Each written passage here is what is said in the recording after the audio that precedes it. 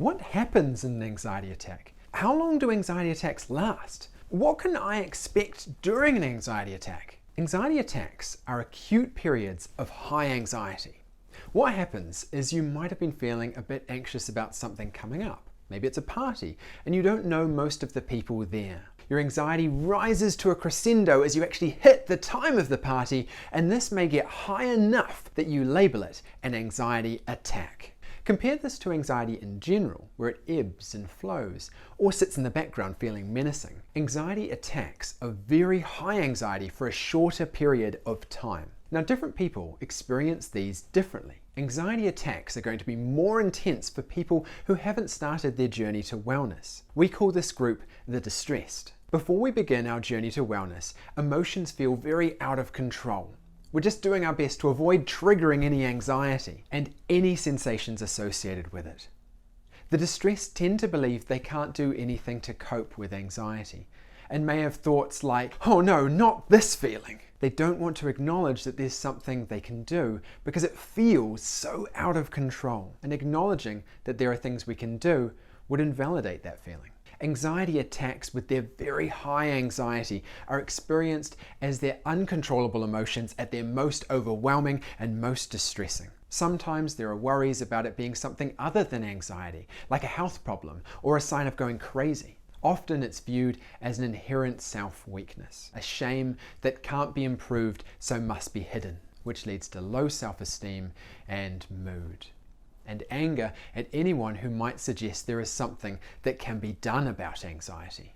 And I get it.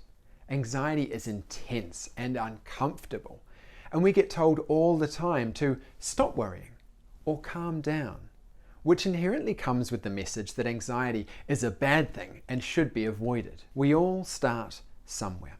Meanwhile, at the other end, there is the anxiety master, who are far along in their anxiety journey. Anxiety masters experience anxiety attacks very differently when they have them. They have a variety of well-honed skills, knowledge about anxiety, and confidence in their ability to do whatever they want to do in life, no matter how scary. At this stage in their journey, they view anxiety differently.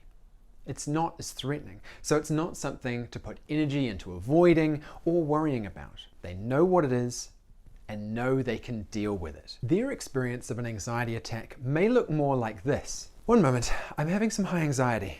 The situation has brought up some threatening predictions for my midbrain. I'm going to lean into this and we can keep going with our conversation in a couple of minutes.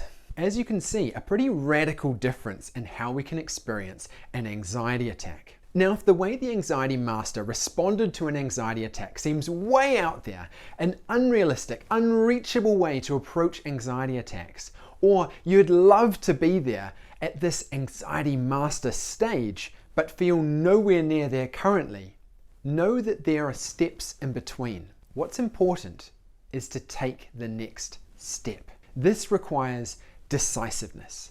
It requires us to make a decision, to brave trying and failing. We call this person the decider. Deciders live by the adage that continuing to do the same thing, expecting a different result, is insanity, and are willing to try something new. They've decided to do something, to take a step forward, and are generally searching for the right process to facilitate their growth. The process for getting through anxiety needs to be structured in a way that takes you through the different stages, from distressed to anxiety master.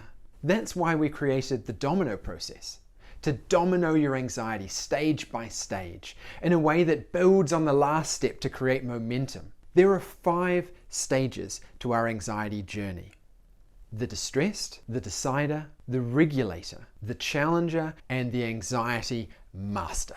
If you want to learn more about these and figure out where you are on your own anxiety journey, click the link below to get your free anxiety journey guide. And stay tuned for our next episode, What Causes Anxiety Attacks?